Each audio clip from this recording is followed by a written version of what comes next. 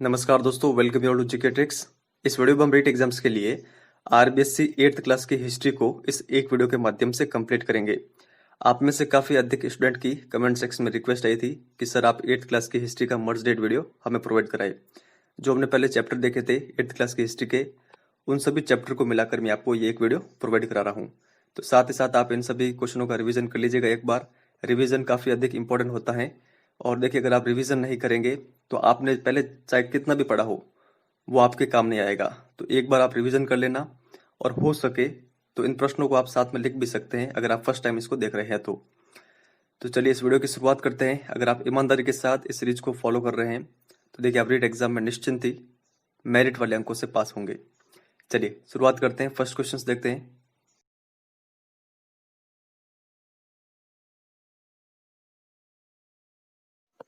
इलाहाबाद की संधि में किस मुगल शासक ने अंग्रेजों के प्रभुत्व को मान लिया था? औरंगजेब ने, बहादुर शाह ने, शाह आलम द्वितीय ने या फिर फर्रुखसियर ने? तो देखिए, अंग्रेजों के प्रभुत्व को मान लिया था इलाहाबाद की संधि में शाह आलम द्वितीय ने। यहाँ पर ऑप्शन नंबर 3 इसका करेक्ट आंसर है, ये आप ध्यान रखिएगा। औरंगजेब ने किन के खिलाफ अनुदार नीति नहीं अपनाई? हिंदू, सिख, शिया मुसलमान या फिर सुन्नी मुसलमान? तो देखिए, करेक्ट आंसर होगा सुन्नी मुसलमानों के खिलाफ अनुदार नीति नहीं अपनाई गई थी। तो किन किन के खिलाफ अनुदार नीति अपनाई गई थी, यानी इनका उद्धार नहीं किया जाएगा? हिंदुओं के खिलाफ, सिखों के खिलाफ और शिया मुसलमानों के खिलाफ। ये आपको ध्यान रखना है। अंग्रेजों को दस्तक प्रणाली की सुविधा किस मुगल बादशाह के द्वारा दी गई? औरंगजेब के द्वारा, बहादुर शाह के द्वारा, शाह आलम द्वितीय के द्वारा या फिर फर्रुखसियर के द्वारा? तो यहां पर इसका जो करेक्ट आंसर होगा वो होगा ऑप्शन नंबर 4, फर्रुखसियर के द्वारा दस्तक प्रणाली की सुविधा दी गई थी अंग्रेजों को। ये आपको ध्यान रखना है, ऑप्शन नंबर 4 यहाँ पर करेक्ट आंसर है। आगे चलते हैं। मराठा साम्राज्य की स्थापना किसके द्वारा की गई थी? तो देखिए, मराठा साम्राज्य की स्थापना की गई थी शिवाजी के द्वारा। यहाँ पर ऑप्शन नंबर 2 इसका करेक्ट आंसर है। अंग्रेजों और मराठों के मध्य कितने युद्ध हुए थे? 1, 2, 3 या फिर 4? तो देखिए, आंग्ल मराठा युद्ध हुए थे 3 बार। यहाँ पर ऑप्शन नंबर 3 हमारा करेक्ट आंसर है। पेशवा बाजीराव ने मराठा शक्ति का विस्तार किया मालवा, गुजरात, बुंदेलखंड या फिर सभी? तो देखिए, मराठा शक्ति का विस्तार पेशवा बाजीराव के द्वारा इन सभी क्षेत्रों तक किया गया, मालवा, गुजरात, बुंदेलखंड। तो सभी यहाँ पर करेक्ट आंसर है। औरंगजेब की नीतियों के विरुद्ध किस जाट नेता ने औरंगजेब के खिलाफ सर्वप्रथम विरोध किया गया? गोकुल के द्वारा, बदन सिंह के द्वारा, सूरजमल के द्वारा या फिर रंजीत सिंह के द्वारा? तो देखिए, औरंगजेब की नीतियों का सर्वप्रथम विरोध किया गया था गोकुल के द्वारा। यहाँ पर ऑप्शन नंबर 1 हमारा करेक्ट आंसर है। गोकुल एक जाट नेता था। यशवंत राव होलकर को अंग्रेजों के विरुद्ध भरतपुर के किस शासक ने सहायता दी? तो देखिए, यशवंत राव होलकर को सहायता दी गई थी भरतपुर के शासक रणजीत सिंह के द्वारा। यहाँ पर ऑप्शन नंबर 4 हमारा करेक्ट आंसर है। यहाँ पर आपको सत्य कथन बताना है। बदन सिंह ने जाट साम्राज्य की स्थापना की, सूरजमल ने भरतपुर को अपनी राजधानी बनाया, जाटों ने मथुरा, अलीगढ़, दोआब क्षेत्र पर अधिकार किया था, या फिर सभी? तो देखिए, इसका करेक्ट आंसर होगा, यहाँ पर जो तीनों कथन दे रखे हैं ये तीनों कथन सत्य हैं। तो ये तीनों फैक्ट आपको ध्यान रखने हैं। मुगलों के किस मनसबदार ने दक्षिण के 6 सूबों को मिलाकर हैदराबाद नाम से स्वतंत्र राज्य की स्थापना की? तो किस मनसबदार के द्वारा की गई, आप बताएं। हैदर अली, लियाकत अली, चिंद किलिच खान या फिर कोई नहीं? तो देखिए, यहां पर करेक्ट आंसर होगा ऑप्शन नंबर 3, चिंद किलिच खान के द्वारा स्थापना की गई हैदराबाद की। यह आपको ध्यान रखना है। कितने सूबों को मिलाकर? तो 6 सूबों को मिलाकर। यहां पर आपको सही सुमेलित जो नहीं है वो बताना है। अवध के शासक सआदत खान, बंगाल के मुर्शिद कुली खान, मैसूर के हैदर अली, हैदराबाद के कनिष्क? तो देखिए, करेक्ट आंसर होगा ऑप्शन नंबर 4, हैदराबाद के शासक नहीं थे, कनिष्क। हैदराबाद के अभी हमने आगे देखा था शासक कौन थे, चिनकिलिज खान। तो ऊपर के जो ये तीनों है, तीनों फैक्ट भी आप साथ में ध्यान रखिएगा। तुंगा के युद्ध में जयपुर के किस शासक ने मराठों को पराजित किया था? तो देखिए मराठा शासकों को पराजित किया गया था सवाई प्रताप सिंह के द्वारा। किस युद्ध में? तो तुंगा के युद्ध में। ये आपको ध्यान रखना है। ऑप्शन नंबर 3 यहाँ पर करेक्ट आंसर है। हुरडा नामक स्थान राजस्थान के किस जिले में है? तो देखिए ये स्थान है भीलवाड़ा जिले में। यहाँ पर ऑप्शन नंबर 4 हमारा करेक्ट आंसर है। आगे देखते हैं यहाँ पर, बूंदी के उत्तराधिकार में हस्तक्षेप के कारण मराठों का राजस्थान में आगमन हुआ। यह हस्तक्षेप करने वाला राजस्थान का शासक था। तो देखिए ये शासक था जयपुर के सवाई जयसिंह। सवाई जयसिंह ने बूंदी के उत्तराधिकारी संघर्ष में हस्तक्षेप किया, जिस कारण फिर बाद में जो बूंदी की रानी थी उन्होंने मराठों को सहायता के लिए बुलाया था। तो ये आपको ध्यान रखना है। हुरडा सम्मेलन कब होता है? तो देखिए हुरडा सम्मेलन ये होता है 17 जुलाई 1734 ईस्वी में। देबारी समझौता जो कि 1708 ईस्वी में होता है, राजपूताना के 3 शासकों के मध्य हुआ। जयपुर के सवाई जय सिंह, जोधपुर के अजीत सिंह और मेवाड़ के किस शासक के मध्य हुआ था? तो आपको बताना है ये मेवाड़ के उस समय शासक कौन थे जिन्होंने देबारी समझौता किया था? तो देखिए ये थे अमर सिंह द्वितीय। यहाँ पर ऑप्शन नंबर 2 हमारा करेक्ट आंसर होगा। गंधर्व बाईसी राजपूताना के किस शासक के दरबार में रहते थे? तो देखिए ये रहते थे सवाई प्रताप सिंह के दरबार में। राधा गोविंद संगीत सार नामक ग्रंथ की रचना किस शासक के समय हुई? तो देखिए राधा गोविंद संगीत सार नामक ग्रंथ की रचना हुई थी सवाई प्रताप सिंह के समय। प्लासी का युद्ध जो कि 1757 ईस्वी में होता है, किन किन के मध्य हुआ था? तो देखिए प्लासी का युद्ध होता है रॉबर्ट क्लाइव और सिराजुद्दौला के मध्य। कौन जीता है? Robert Clive. मराठों द्वारा अन्य शासकों से लिया जाने वाला सुरक्षा कर कहलाता था। तो देखिए ये कहलाता था चौथ। यहाँ पर ऑप्शन नंबर 2 हमारा करेक्ट आंसर होगा। ये आपको ध्यान रखना है। चौथ क्या है? मराठा जो शासक थे उनके द्वारा अन्य शासकों से लिया जाने वाला कर, सुरक्षा कर। मराठा क्षेत्र के शासकों से लिया जाने वाला कर कहलाता था। तो देखिए यह था सर देशमुखी। ये आपको ध्यान रखना है। ऑप्शन नंबर 1 हमारा करेक्ट आंसर है।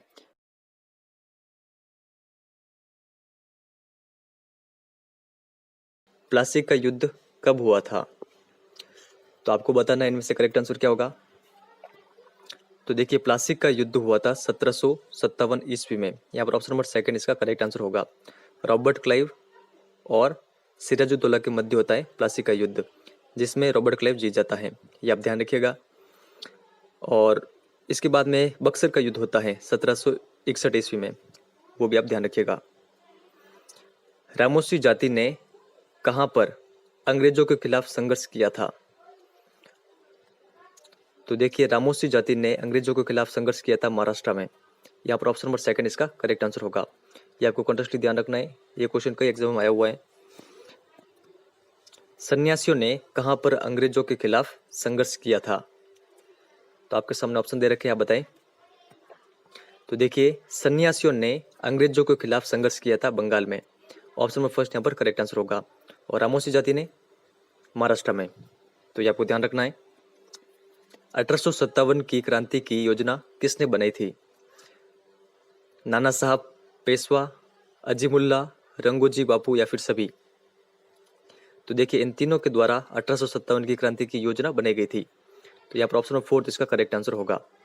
तो इन तीनों के नाम आपको ध्यान रखने हैं। 1857 की क्रांति को प्रारंभ करने की प्रस्तावित तिथि थी। तो देखिए इसको प्रारंभ करने की प्रस्तावित तिथि थी 31 मई। यहाँ पर ऑप्शन नंबर 3 इसका करेक्ट आंसर होगा। लेकिन 1857 की क्रांति शुरू हो गई थी 10 मई को। प्रस्तावित तिथि आप ध्यान रखिएगा, कब शुरू हुई ये भी आपको ध्यान रखना है। 1857 की क्रांति का प्रतीक था कमल का फूल, रोटी की चपाती, दोनों या फिर कोई नहीं।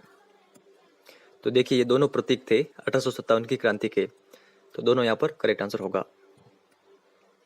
मंगल पांडे का संबंध किस छावनी से था? तो देखिए मंगल पांडे का संबंध था बैरकपुर छावनी से, यहाँ पर ऑप्शन नंबर 3 हमारा करेक्ट आंसर होगा। और एक फैक्ट आप ध्यान रखिएगा कि मंगल पांडे ने 29 मार्च को बैरकपुर छावनी में 2 अंग्रेज अधिकारियों को इसने मार दिया था मंगल पांडे ने। उसके बाद में फिर 8 अप्रैल को मंगल पांडे को फांसी दे दी गई थी। 1857 की क्रांति कब शुरू हुई? तो देखिए आगे हमने देखा था कि इसकी जो प्रस्तावित तिथि थी वो तो थी 31 मई, लेकिन क्रांति शुरू हुई थी 10 मई को। और कहाँ से शुरू हुई वो भी आप ध्यान रखिएगा, मेरठ से शुरू हुई थी। तो यहाँ पर ऑप्शन नंबर इसका सेकंड करेक्ट आंसर होगा। विद्रोही या फिर क्रांतिकारी और उनके केंद्र के संबंध में सही सुमेलित नहीं है। नाना साहब तात्या टोपे कानपुर, बेगम हजरत महल अवध, रानी लक्ष्मीबाई झांसी, बाबू कुंवर सिंह असम। तो देखिए इसका जो करेक्ट आंसर होगा सही सुमेलित नहीं है, ऑप्शन नंबर 4 बाबू कुंवर सिंह ये क्रांतिकारी थे बिहार के, ना कि असम के। तो ऊपर के तीनों फैक्ट भी आपको ये ध्यान रखना है। और इनके अलावा असम और ओडिशा के भी आप जान लीजिए। दीवान मणिराम और कदरपेश्वर सिंह ये थे असम के क्रांतिकारी, और सुरेंद्र साई व उज्जवल साई ये ओडिशा के क्रांतिकारी थे। तो इन सभी के बारे में आपको ध्यान रखना है, ये काफी अधिक इंपॉर्टेंट है, यहाँ से कई बार एग्जाम में क्वेश्चन आया हुआ है।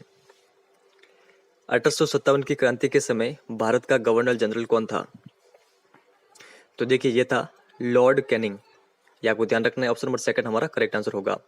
अगर आपसे एग्जाम में ये भी पूछ लिया जाए कि भारत का प्रथम वायसराय कौन था, तो प्रथम वायसराय भी लॉर्ड कैनिंग ही था। आगे देखते हैं यहाँ पर कहाँ की सेना ने अंग्रेजों का साथ दिया था? पंजाब की सेना ने, नेपाल की गोरखा सेना ने। पंजाब की कौन सी सेना है? तो सिख सेना, नेपाल की गोरखा सेना, दोनों ने या फिर कोई नहीं। तो देखिए पंजाब की सिख सेना और नेपाल की गोरखा सेना, इन दोनों ने अंग्रेजों का साथ दिया था, ये आपको ध्यान रखना है, दोनों इसका करेक्ट आंसर होगा। बनारस और इलाहाबाद को क्रांतिकारियों से कौन मुक्त कराता है? तो देखिए बनारस और इलाहाबाद को क्रांतिकारियों से मुक्त कराता है जनरल नील, ऑप्शन नंबर 3 इसका करेक्ट आंसर होगा। आगे चलते हैं यहाँ पर आपको सत्य कथन बताना है। बहादुर शाह को क्रांति के बाद रंगून की जेल भेज दिया गया था। रानी लक्ष्मीबाई ने ग्वालियर पर अधिकार किया था। मंगल पांडे को 8 अप्रैल 1857 को फांसी हुई थी, या फिर सभी यहाँ पर सत्य है? तो देखिए तीनों कथन सत्य हैं, तो तीनों फैक्ट आपको ध्यान रखना है। और जो ये रंगून की जेल है ये कहाँ पर है? ये है म्यांमार में, ये आपको ध्यान रखना है, बर्मा। सभी इसका करेक्ट आंसर होगा, ऑप्शन नंबर 4। और ये डेट भी आप ध्यान रखिएगा, मंगल पांडे को जो फांसी हुई थी वो थी 8 अप्रैल 1857 को। असत्य कथन यहाँ पर आपको बताना है। 1857 की क्रांति के समय राजस्थान में 6 सैनिक छावनियां थी। अजमेर में एजीजी का मुख्यालय था। राजस्थान में क्रांति की शुरुआत नीमच छावनी से हुई थी। नसीराबाद छावनी में 28 मई को क्रांति हुई। तो देखिए यहाँ पर जो असत्य कथन होगा वो होगा ऑप्शन नंबर 3, राजस्थान में क्रांति की शुरुआत नीमच सैनिक छावनी से नहीं हुई थी। तो ये कहाँ से हुई थी? ये हुई थी नसीराबाद छावनी से। तो ये आपको ध्यान रखना है, ऑप्शन नंबर 3 इसका करेक्ट आंसर होगा। तो जो ये तीनों फैक्ट है सत्य वाले, ये भी आपको साथ में ध्यान रखने हैं। आगे देखते हैं यहाँ पर कोटा में क्रांति का नेतृत्व किसने किया था? तो देखिए कोटा में क्रांति का नेतृत्व किया गया था जयदयाल के द्वारा। और इनके अलावा एक और नाम आता है मेहराब खान का, तो इन दोनों का नाम आप ध्यान रखिएगा। गोद निषेध नीति किसने लागू की थी? Lord Wellesley, Lord Canning, Lord Dalhousie, या फिर कोई नहीं? तो देखिए गोद निषेध नीति ये अपनाई गई थी लॉर्ड डलहौजी के द्वारा। और इस नीति से कौन कौन से राज्य प्रभावित हुए थे वो भी आपको ध्यान रखने हैं। संबलपुर, जेतपुर, सतारा, नागपुर, बिठूर और झांसी, ये आप ध्यान रखिएगा। यहाँ पर ये 6 राज्य हैं, संबलपुर, जेतपुर, सतारा, नागपुर, बिठूर और झांसी। इन 6 के नाम आपको याद होने चाहिए। प्रशासनिक अव्यवस्था, यहाँ पर अव्यवस्था है, थोड़ा सा आप ध्यान रखिएगा। प्रशासनिक अव्यवस्था के नाम पर अंग्रेजों के द्वारा किस रियासत को हड़प लिया गया था? तो देखिए ये अंग्रेजों के द्वारा हड़प लिया गया था अवध को प्रशासनिक अव्यवस्था के नाम पर। तो ये आप ध्यान रखिएगा, ऑप्शन नंबर 3 इसका करेक्ट आंसर होगा। और अवध की क्रांतिकारी कौन थी?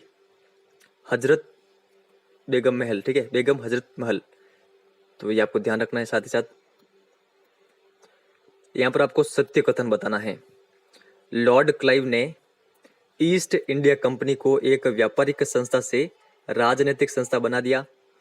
मेवाड़ के सामंत रावत केसरी सिंह, जो कि सलूमपुर के सामंत थे, ने क्रांतिकारियों का साथ दिया था। जोधपुर के ठाकुर अजीत सिंह ने भी क्रांतिकारियों का साथ दिया था, जो कि आलनियावास के सामंत थे। या फिर सभी यहाँ पर कथन सत्य है? तो देखिए तीनों कथन सत्य हैं, तीनों फैक्ट आपको ध्यान रखना है, सभी इसका करेक्ट आंसर होगा। ये आप ध्यान रखिएगा कि ईस्ट इंडिया कंपनी को व्यापारिक संस्था से राजनीतिक संस्था किसने बनाया? तो रॉबर्ट क्लाइव ने बनाया था। और जो सलूमपुर का सामंत केसरी सिंह था और जो आलियावास के ठाकुर थे अजीत सिंह, इन्होंने क्रांतिकारियों की सहायता की थी। 1857 की क्रांति का प्रमुख कारण था राजनीतिक कारण, सामाजिक और धार्मिक कारण, आर्थिक कारण, सैनिक कारण, या फिर सभी? तो देखिए इसका जो करेक्ट आंसर होगा वो होगा सभी। ये सभी प्रमुख कारण थे 1857 की क्रांति के। आगे चलते हैं। जोधपुर के कवि बांकीदास जोधपुर के किस शासक के दरबार में थे? तो देखिए ये जोधपुर के शासक मान सिंह के दरबार में थे बांकीदास जी। तो ये आपको ध्यान रखना है, यहाँ पर ऑप्शन नंबर 3 हमारा करेक्ट आंसर होगा। आगे चलते हैं। बूंदी के कवि सूर्यमल मिश्रण किस राजा के दरबारी थे? तो देखिए बूंदी के कवि सूर्यमल मिश्रण ये दरबारी थे बूंदी के राजा राम सिंह के। यहाँ पर ऑप्शन नंबर 1 हमारा करेक्ट आंसर होगा। ये आपको ध्यान रखना है कि आप कमेंट सेक्शन में लिख के बता सकते हैं कि सूर्यमल मिश्रण की प्रसिद्ध पुस्तकें कौन कौन सी हैं। एक का नाम मैं आपको बता देता हूँ, वीर सतसई। एक और इनकी फेमस बुक है, अगर आपको आता है तो आप कमेंट सेक्शन में लिख के जरूर बताएं। चलो दिल्ली मारो फिरंगी, यह नारा किस सैनिक छावनी का था? तो देखिए चलो दिल्ली मारो फिरंगी ये नारा था एडिनपुरा के जो सैनिक थे उनके द्वारा ये दिया गया था। तो एडिनपुरा सैनिक छावनी इसका करेक्ट आंसर होगा ऑप्शन नंबर 2। तो ये आपको ध्यान रखना है। एडिनपुरा जो सैनिक छावनी थी ये थी पाली में। नसीराबाद, अजमेर, ये आपको ध्यान रखना है। ब्यावर और जो ये खैरवाड़ा है, ब्यावर थी अजमेर में, खैरवाड़ा उदयपुर में। और देखिए 2 ऐसी सैनिक छावनियां जहां पर क्रांति नहीं हुई थी, तो ये है ब्यावर और खैरवाड़ा। आगे चलते हैं। एरिनपुरा के सैनिकों की भेंट किस स्थान पर आउवा के जो ठाकुर थे कुशाल सिंह से होती है? तो देखिए ठाकुर कुशाल सिंह से एरिनपुरा के सैनिकों की भेंट होती है खैरवा में। पाली में स्थान पड़ता है खैरवा, वहां पर। तो यहां पर ऑप्शन नंबर 1 इसका करेक्ट आंसर होगा। असुमेलित हैं, तो यहाँ पर आपको स्थान और वहां पर क्रांति कब हुई थी उसके संबंध में बताना है कि कौन सा सही सुमेलित नहीं है।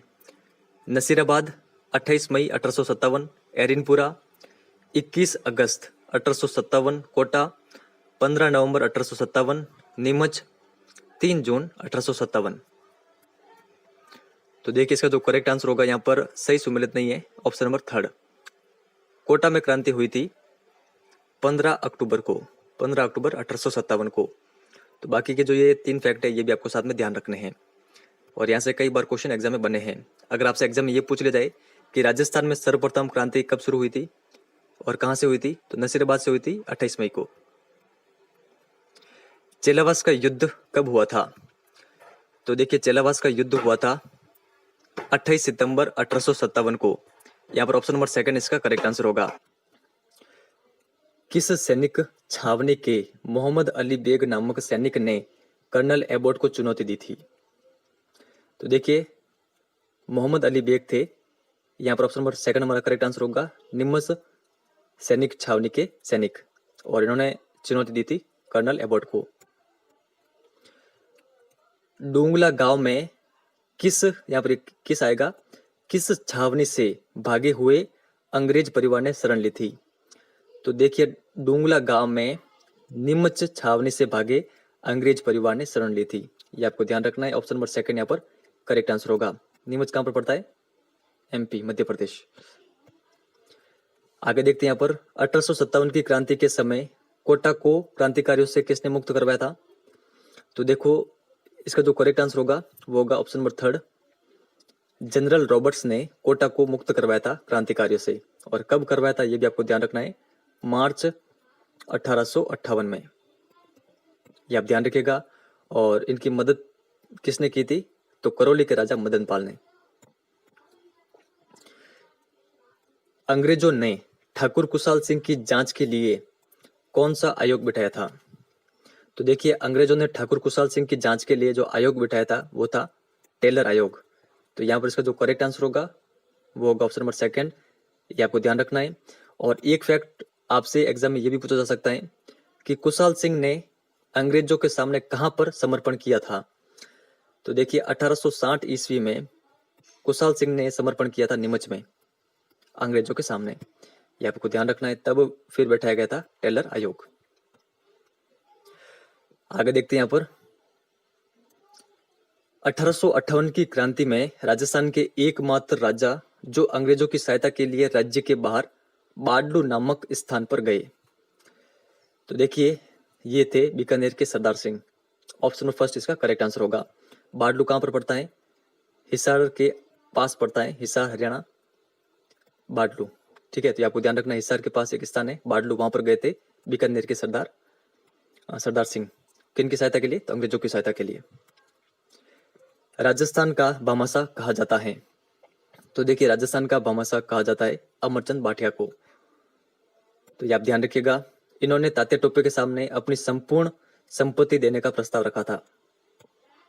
उनकी क्रांति समाप्त होने के पश्चात किसने यहाँ के शासकों यानी राजाओं के संबंध में कहा कि इन्होंने तूफान में तरंग विरोध का कार्य नहीं किया होता तो हमारी कश्ती बह जाती। तो ये किसका कथन है आप बताएं?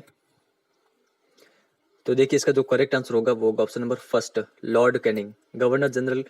इनका ये कथन है कि अगर जो स्थानीय राजा थे उन्होंने अगर अंग्रेजों की सहायता नहीं की होती तो इनकी कश्ती बह जाती।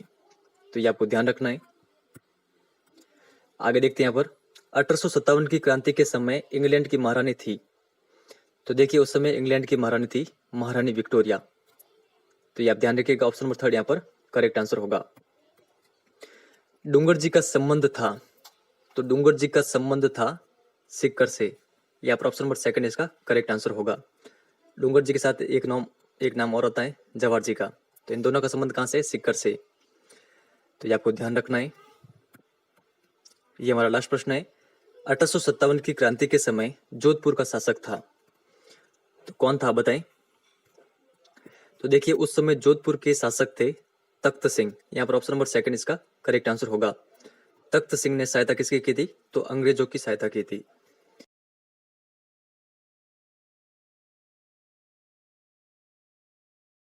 देखते हैं राजा राममोहन राय के संबंध में यहाँ पर आपको असत्य कथन बताना है। बंगाल के राधानगर में एक जमींदार ब्राह्मण परिवार में जन्मे थे। 1828 ईस्वी में ब्रह्म समाज की स्थापना की। सती प्रथा को रोकने में विशेष योगदान रहा। सत्यशोधक समाज की स्थापना की। तो देखिए इसका जो करेक्ट आंसर होगा वो होगा ऑप्शन नंबर फोर्थ। तो इन्होंने सत्यशोधक समाज की स्थापना नहीं की थी। तो ये आप ध्यान रखिएगा। ऊपर के जो तीनों फैक्ट हैं ये आपको ध्यान रखने हैं राजा राममोहन राय के संबंध में। और देखिए सती प्रथा पर रोक कब लगी थी? 1829 ईस्वी में विलियम बेंटिंग के द्वारा सती प्रथा पर रोक लगाई गई थी और इसमें काफी अधिक योगदान रहा था राजा राममोहन राय का। गोविंद गुरु का संबंध किस परिवार से था? तो किस परिवार से था बताएं? यह क्वेश्चन आया हुआ है रीट 2018 में। तो देखिए गोविंद गुरु का संबंध था बंजारा परिवार से। तो यहाँ पर थर्ड नंबर ऑप्शन हमारा करेक्ट आंसर होगा। और इनका जन्म कहाँ पर हुआ था? तो डूंगरपुर में, डूंगरपुर जिले में। आपको ध्यान रखना है। बनारस में सेंट्रल हिंदू कॉलेज की स्थापना किसने की थी? तो देखिए बनारस में सेंट्रल हिंदू कॉलेज की स्थापना की गई थी एनी बेसेंट के द्वारा। या पर ऑप्शन नंबर सेकंड इसका करेक्ट आंसर होगा। ये एक आयरिश महिला थी, ये आपको ध्यान रखना है, एनी बेसेंट। फिर आगे चलते हैं। ईश्वर चंद विद्यासागर के संबंध में असत्य कथन यहाँ पर आपको बताना है। नारी शिक्षा के क्षेत्र में काम किया था इन्होंने। इनके प्रयासों से 1856 में विधवा पुनर्विवाह अधिनियम अधिनियम बना। विधवा विवाह के समर्थक थे। इनकी पुस्तक गुलामगिरी है। तो देखिए ईश्वर चंद्र विद्यासागर के संबंध में जो असत्य कथन है वो है ऑप्शन नंबर 4, गुलामगिरी इनकी पुस्तक नहीं है। तो ऊपर के जो ये तीनों फैक्ट है ये आपको ध्यान रखने हैं ईश्वर चंद्र विद्यासागर के संबंध में। दयानंद सरस्वती राजस्थान के किस जिले में यात्रा नहीं करते हैं? करौली, अजमेर, चित्तौड़गढ़, उदयपुर, जोधपुर या फिर सिरोही। तो देखिए दयानंद सरस्वती ये यात्रा नहीं करते हैं सिरोही में। तो कहाँ पर करते हैं ये आपको ध्यान रखना है, करौली, अजमेर, चित्तौड़गढ़, उदयपुर और जोधपुर में। स्वामी विवेकानंद राजस्थान में कहाँ पर आए थे? अलवर, करौली, कोटा या फिर बूंदी। तो देखिए स्वामी विवेकानंद जी आए थे अलवर में। यहाँ पर ऑप्शन फर्स्ट इसका करेक्ट आंसर होगा। ये आप ध्यान रखिएगा। 1883 ईस्वी में कहाँ पर परोपकारिणी सभा की स्थापना दयानंद सरस्वती के द्वारा की गई थी? तो ये आप ध्यान रखिएगा कि परोपकारिणी सभा की स्थापना कब हुई? तो 1883 ईस्वी में। तो देखिए इसकी स्थापना की गई थी उदयपुर में। ऑप्शन नंबर सेकंड इसका करेक्ट आंसर होगा।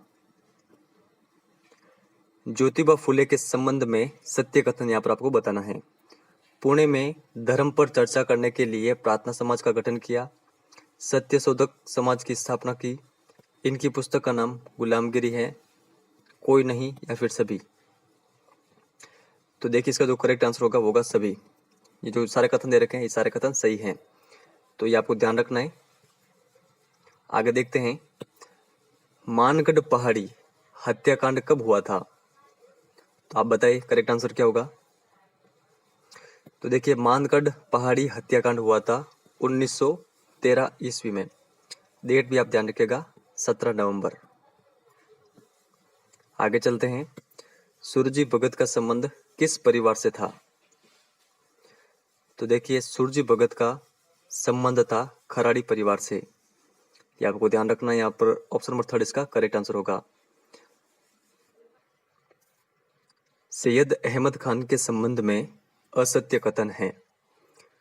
1875 ईस्वी में अलीगढ़ में मोहम्मडन एंग्लो ओरिएंटल कॉलेज की स्थापना की। इन्होंने साइंटिफिक सोसाइटी की स्थापना की। कौमी एकता पर बल देते हुए कहा कि हिंदू और मुसलमान भारत माँ की दो आंखें हैं।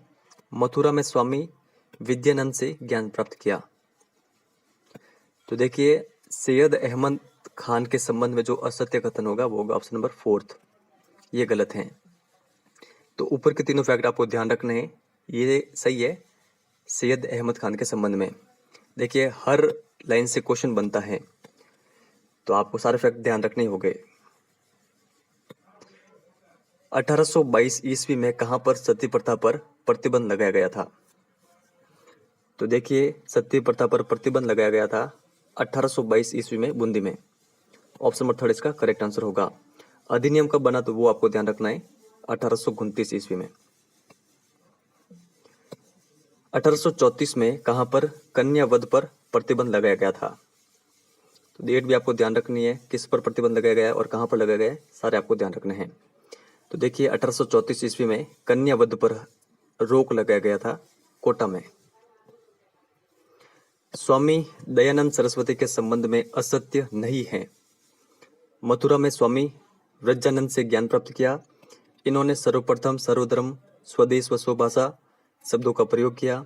आर्य समाज की स्थापना की या फिर सभी। तो देखिए यहाँ पर क्या पूछ रहे, असत्य नहीं है। तो यानी आपको यहाँ पर बताना है कि सत्य कौन कौन से हैं। तो तीनों कथन सत्य है तो सभी इसका करेक्ट आंसर होगा। तो तीनों फैक्ट आपको ध्यान रखने हैं दयानंद सरस्वती के संबंध में। भारत में थियोसॉफिकल सभा का विकास किसने किया? तो देखिए भारत में थियोसॉफिकल सभा का विकास किया था एनी बेसेंट ने। ऑप्शन नंबर 3 इसका करेक्ट आंसर होगा। संप सभा की स्थापना किसने की?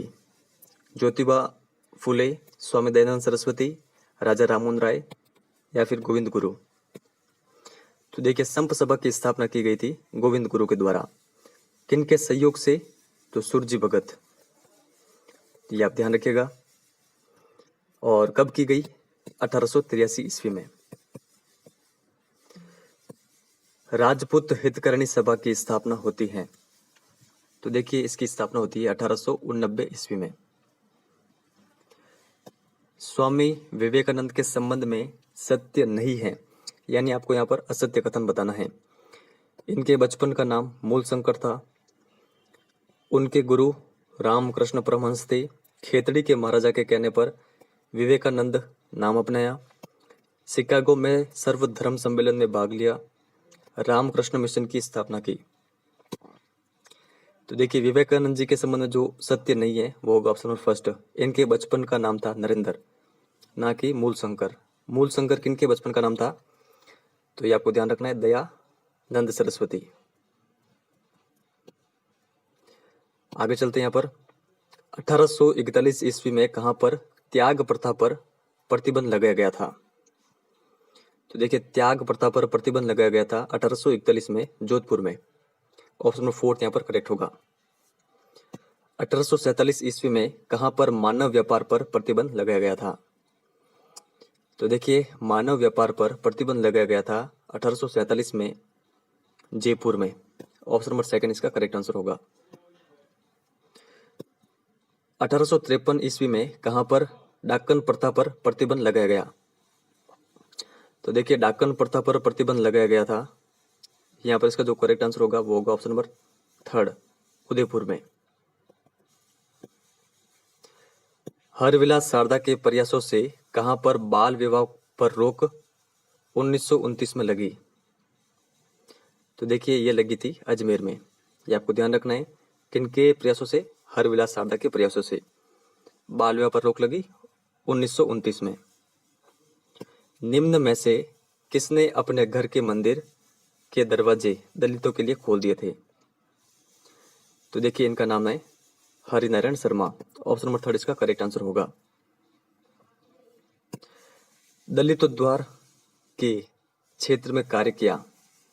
तो देखिए दलितोद्वार के क्षेत्र में कार्य किया गया था चांदकरण शारदा और इनकी वाइफ है सुखदा शारदा, इन दोनों के द्वारा। तो यहाँ पर ऑप्शन नंबर फोर्थ इसका करेक्ट आंसर होगा। इनका नाम आप ध्यान रखिएगा। ये हमारा लास्ट प्रश्न है। अलवर के किस राजा ने हरिनारायण शर्मा को अपना सलाहकार नियुक्त किया? तो देखिए अलवर के राजा थे जय सिंह। इन्होंने हरिनारायण शर्मा को अपना सलाहकार नियुक्त किया था, जिन्होंने अपने घर के मंदिर के जो द्वार हैं वो दलितों के लिए खोल दिए थे। तो ये आपको ध्यान रखना है।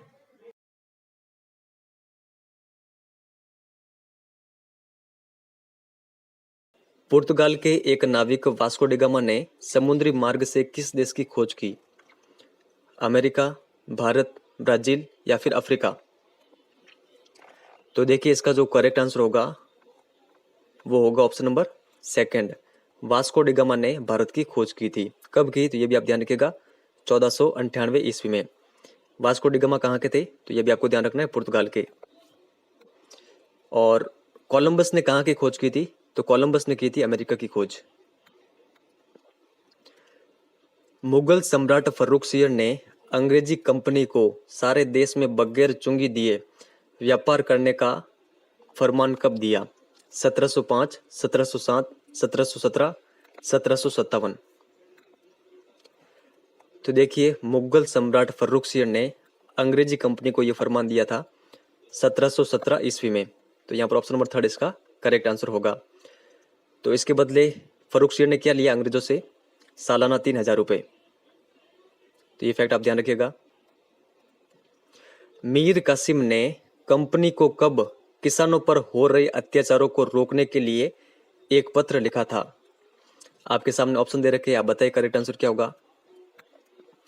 तो देखिए इसका जो करेक्ट आंसर है, मीर कासिम ने एक पत्र लिखा था ताकि कंपनी जो किसानों के प्रति अत्याचार हो रहे उसको रोके। ये लिखा था इन्होंने 1762 ईस्वी में। तो यहाँ पर ऑप्शन नंबर थर्ड इसका करेक्ट आंसर होगा। संपत्ति के निकास का सबसे पहले विरोध किसने किया था? यानी जो भारत की संपत्ति थी वो अंग्रेज कहां पर ले जा रहे थे? इंग्लैंड में। तो इसका विरोध सबसे पहले किसने किया था? तो इसका विरोध किया गया था दादा भाई नौरोजी के द्वारा सर्वप्रथम। तो ये आप ध्यान रखिएगा, ऑप्शन नंबर फर्स्ट इसका करेक्ट आंसर होगा। अंग्रेजों के द्वारा भारतीय उद्योग नष्ट करने से पूर्व बंगाल से लगभग कितने किस्म का कपड़ा बनकर यूरोप के बाजारों में जाता था? तो आप बताइए यहाँ पर करेक्ट आंसर क्या होगा? 70, 80, 90 या फिर 95? तो देखिए 90 किस्म का कपड़ा यूरोप जाता था, ये आपको ध्यान रखना है। ऑप्शन नंबर 3 इसका करेक्ट आंसर होगा। आगे चलते हैं। भारत के विकसित अर्थतंत्र के पतन का प्रमुख कारण है मालगुजारी, संपत्ति का निकास, औद्योगिकरण को नष्ट करना या फिर अत्यधिक कर। तो देखिए भारत के विकसित अर्थतंत्र के पतन का जो प्रमुख कारण होगा वो होगा ऑप्शन नंबर 2, संपत्ति का निकास। ये आपको ध्यान रखना है। आगे देखते हैं यहाँ पर, इंग्लैंड के पार्लियामेंट में कुछ खास कपड़ों को छोड़कर बाकी के इस्तेमाल पर पूरी तरह रोक कब लगा दी गई थी? तो आपके सामने ऑप्शन दे रखे हैं, आप बताइए यहाँ पर करेक्ट आंसर क्या होगा? तो देखिए इसका जो करेक्ट आंसर है वो है ऑप्शन नंबर 1, 1700 व 1712 में। यहाँ पर ऑप्शन नंबर 1 इसका करेक्ट आंसर होगा, ये आपको ध्यान रखना है।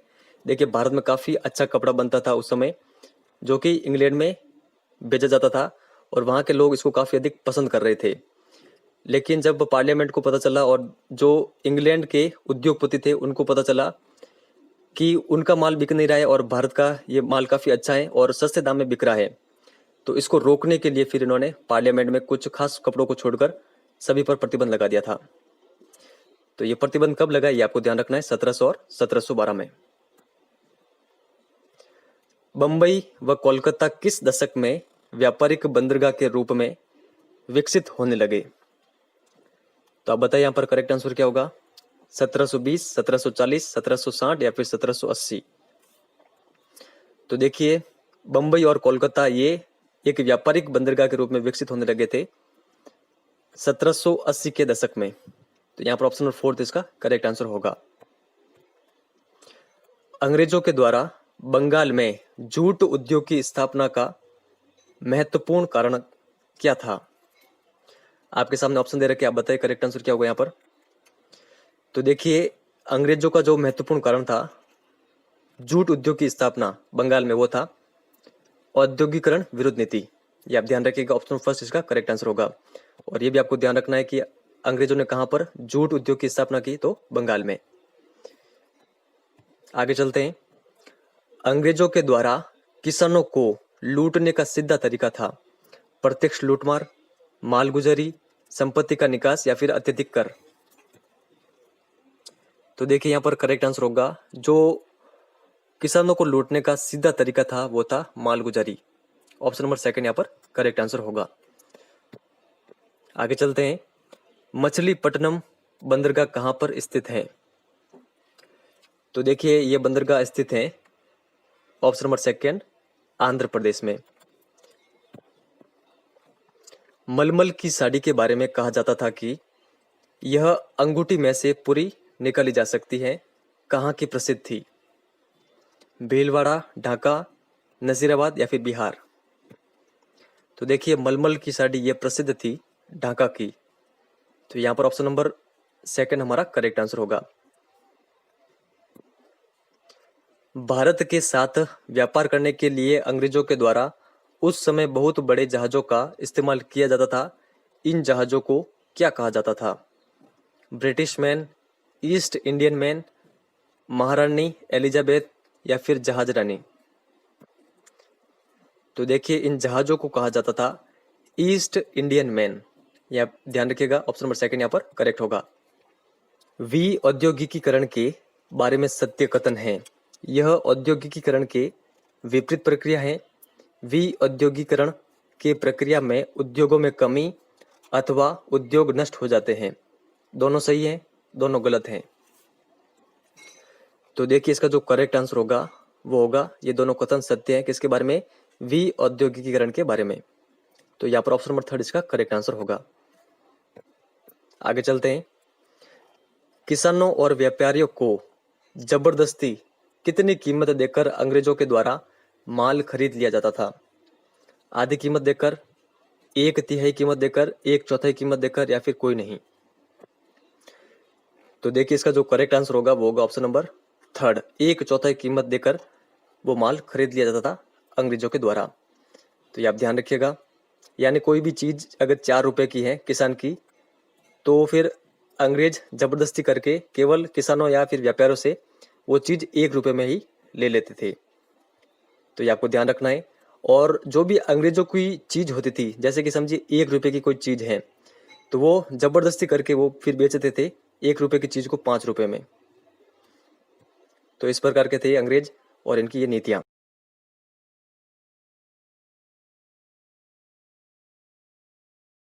प्रथम वायसराय कौन था? Lord Dalhousie, Lord Canning, Lord Curzon या फिर कोई नहीं?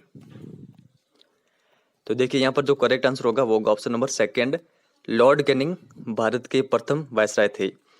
और देखिए भारत के अंतिम गवर्नर जनरल कौन थे? तो ये भी लॉर्ड कैनिंग ही थे। 1858 में गवर्नर जनरल का पद वायसराय में परिवर्तित कर दिया गया था।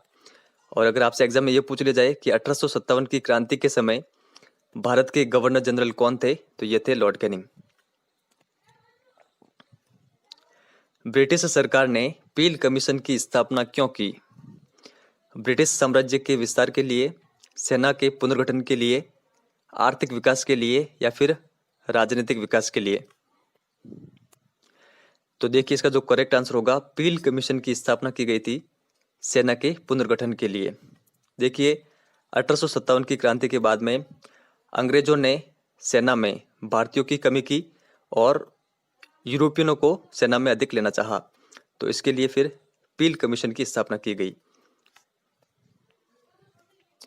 प्रांतों में द्वैध शासन की स्थापना किस एक्ट के तहत की गई?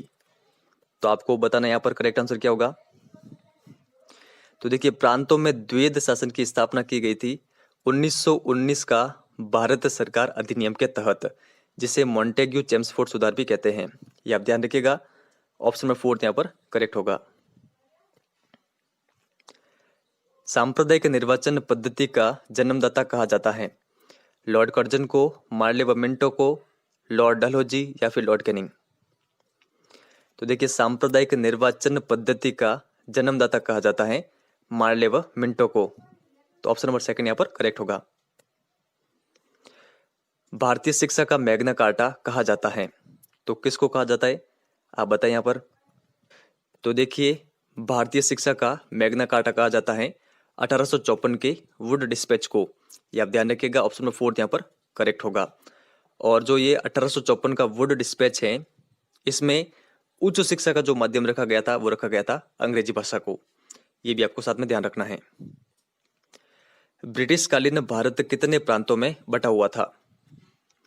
तो देखिए ब्रिटिश कालीन भारत 11 प्रांतों में बटा हुआ था। यहाँ पर ऑप्शन नंबर सेकंड करेक्ट होगा। ब्रिटिश संसद के द्वारा किस एक्ट को पारित कर गवर्नर के कार्यकारी परिषद के साधारण सदस्यों की संख्या 4 से बढ़ाकर 5 कर दी गई? तो आप बताइए करेक्ट आंसर क्या है यहाँ पर। तो देखिए इसका जो करेक्ट आंसर होगा वो होगा ऑप्शन नंबर सेकंड, 1861 का भारत परिषद अधिनियम। ये आप ध्यान रखिएगा। आगे चलते हैं। ब्रिटिश संसद के किस एक्ट के द्वारा ब्रिटिश भारत में चुनाव पद्धति की शुरुआत की गई? ये क्वेश्चन काफी अधिक इंपॉर्टेंट है। तो आप बताइए ये अधिनियम कौन सा है। तो देखिए ये अधिनियम है 1992 का भारत परिषद अधिनियम। तो यहाँ पर ऑप्शन नंबर 3 इसका करेक्ट आंसर होगा। आगे चलते हैं। ब्रिटिश भारत के किस एक्ट के द्वारा विधान परिषद को अब संपूर्ण ब्रिटिश भारत के लिए कानून और नियम बनाने की शक्ति प्रदान की गई?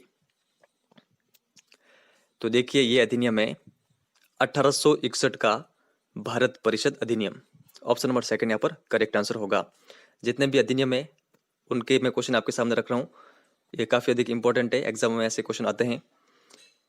किस अधिनियम के द्वारा मुसलमानों के लिए पृथक मताधिकार और पृथक निर्वाचन क्षेत्रों की स्थापना की गई? तो देखिए ये अधिनियम है 1909 का भारत सरकार अधिनियम।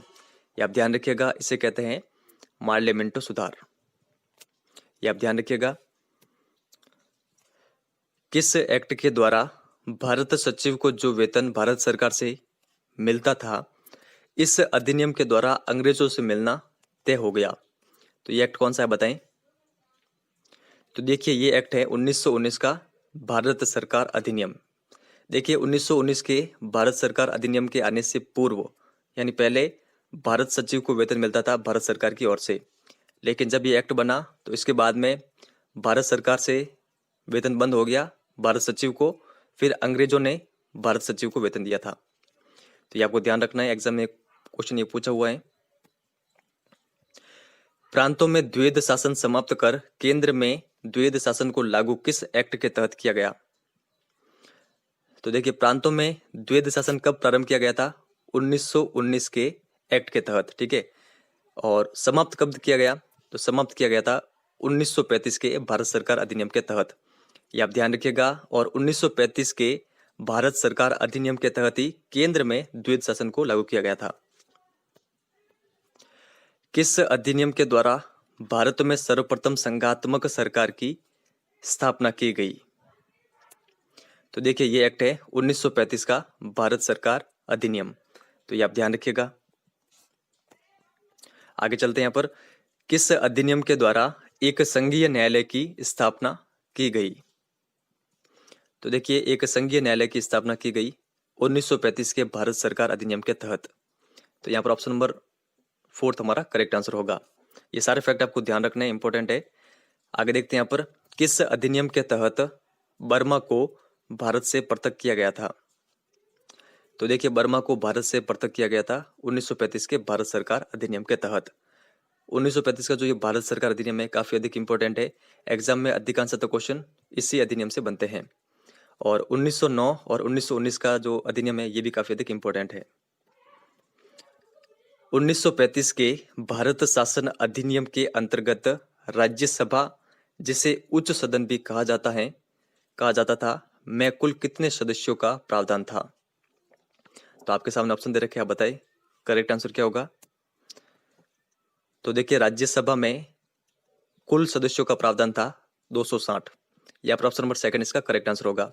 इसमें से जो देशी रियासतों से सदस्य थे वो थे 104, और जो बाकी सदस्य हैं 156 वो कहां से थे, ब्रिटिश प्रांतों से। ये फैक्ट आपको ध्यान रखने, एग्जाम में आए हुए हैं सारे। 1935 के अधिनियम में संघीय सभा के सदस्यों की संख्या थी, तो कितनी थी आप बताएं।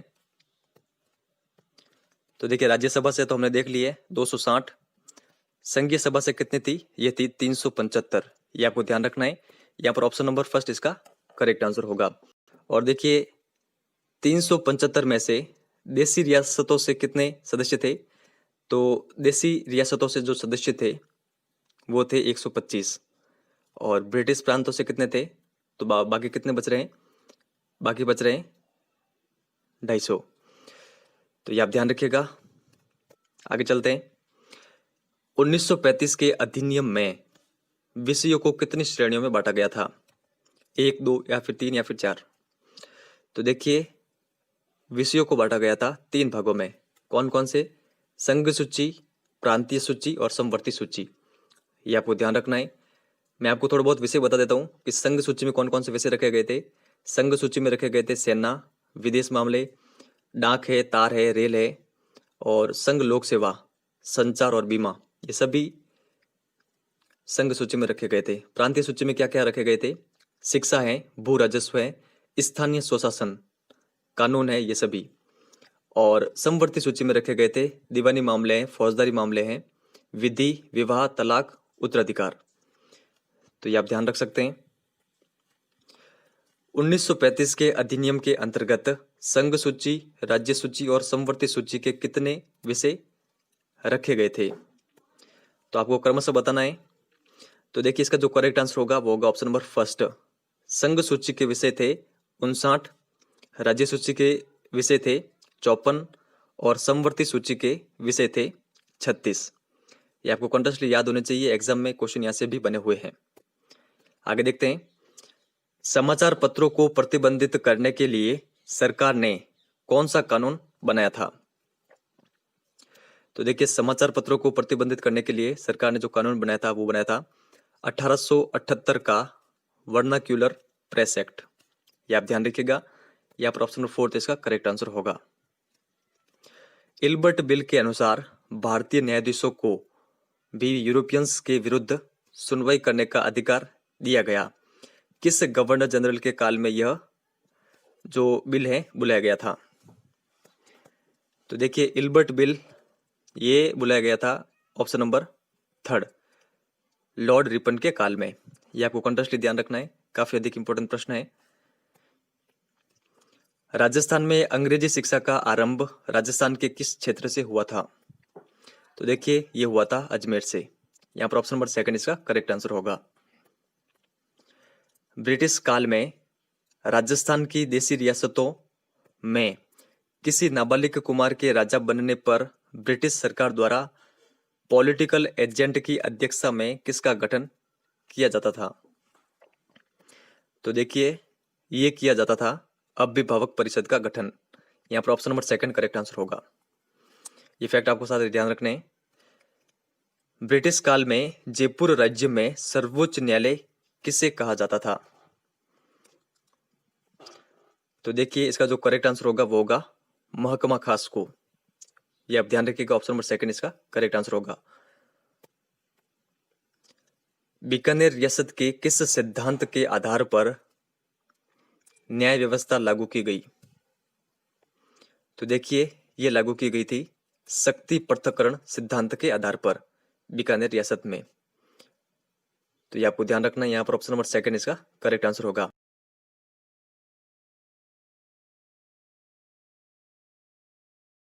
कांग्रेस की स्थापना किसके द्वारा की गई थी?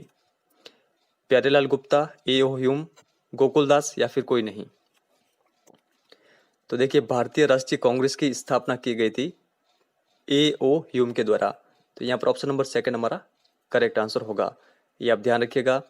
और देखिए इन्होंने कब की थी कांग्रेस की स्थापना? तो 28 दिसंबर 1885 को। ये डेट भी आपको साथ में ध्यान रखनी है। और ए.ओ. ह्यूम की फुल फॉर्म क्या होती है? ए.ओ. तो देखिए ए से होता है एलन और ओ से होता है ऑक्टेवियन। तो एलन ऑक्टेवियन ह्यूम। भारतीय राष्ट्रीय कांग्रेस का प्रथम अध्यक्ष था व्योमेश चंद्र बनर्जी, बाल गंगाधर तिलक, ए.ओ. ह्यूम या फिर सुभाष चंद्र बोस? तो देखिए प्रथम अध्यक्ष बनाए गए थे व्योमेश चंद्र बनर्जी को। कहाँ के थे? तो बंगाल के। तो ये आप ध्यान रखिएगा, यहाँ पर ऑप्शन नंबर 1 हमारा करेक्ट आंसर होगा। सुभाष चंद्र बोस को भी 2 बार बनाया गया था कांग्रेस का अध्यक्ष। भारतीय राष्ट्रीय कांग्रेस का प्रथम अधिवेशन कहां पर हुआ था? बंगाल में, बिहार में, बंबई में या फिर चेन्नई में? तो देखिए भारतीय राष्ट्रीय कांग्रेस का प्रथम अधिवेशन हुआ था बंबई में। और बंबई में कहां पर? तो वो भी आपको ध्यान रखना है, गोकुलदास तेजपाल संस्कृत कॉलेज में। तो ये आप ध्यान रखिएगा, यहाँ पर ऑप्शन नंबर 3 हमारा करेक्ट आंसर होगा।